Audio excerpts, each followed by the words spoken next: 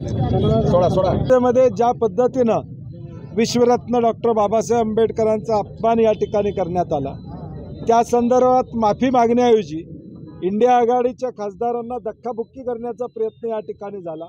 Doctor Babasaheb आंबेडकरांचा अपमान करणाऱ्यांचा निषेध करण्यासाठी आम्ही आज इंडिया आघाडीच्या वतीनं ही बिंदू चौकामध्ये, ऐतिहासिक बिंदू चौकामध्ये ही निदर्शनं या ठिकाणी आयोजित केलेले आहेत। आमची मागणी आहे की गृहमंत्र्यांनी माफी मागावी आणि राजीनामा या ठिकाणी द्यावा।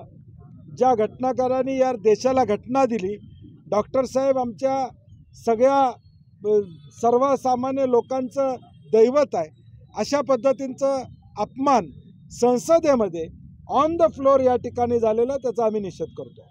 साहेब, खरं तर खाते वाटप झालेलं आहे, अनेक नव्या चेहऱ्यांना संधी दिलेली आहे, असं अनेकांना डावलत देखील आलेलं आहे, कमी दर्जाचे खाते दिले, कसं पाहता याकडे?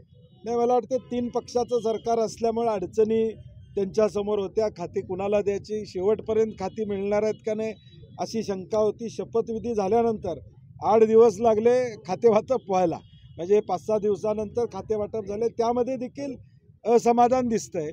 आणि 2.5 वर्षाचं गाजर हे सगळ्यांना दाखवण्यात आलेलं आहे। ज्यांना मंत्रिपद मिळालेलं आहे त्यांना आमच्या शुभेच्छा आहेत, 2.5 वर्षांना ज्यांना मिळणार असं वाटतंय त्यांना सुद्धा शुभेच्छा आहेत।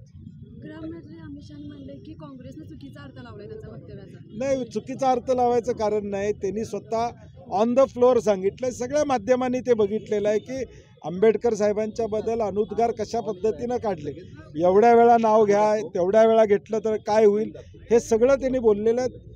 ही भाजपची नीती आहे की महामानवांचा अपमान करणं, इतिहासामध्ये त्यांचा इतिहास पुसायचा आणि नवा इतिहास लिहायचा हा प्रयत्न त्यांचा। कोल्हापूर जिल्ह्याला 3 कॅबिनेट मंत्रीपद मिळाले, कोल्हापूर जिल्ह्याचा विकास होईल असं 2 कॅबिनेट मंत्रिपदाच्या माध्यमातून कोल्हापूर जिल्ह्याला विकास आता कसा होतोय आम्हाला बघायचा आहे। शक्तीपीठ मार्ग रद्द झाला आहे, तो पुन्हा या ठिकाणी येणार आहे का? अडाणींना जी धरणं दिली होती ती पुन्हा त्या ठिकाणी दिली जाणार आहेत का?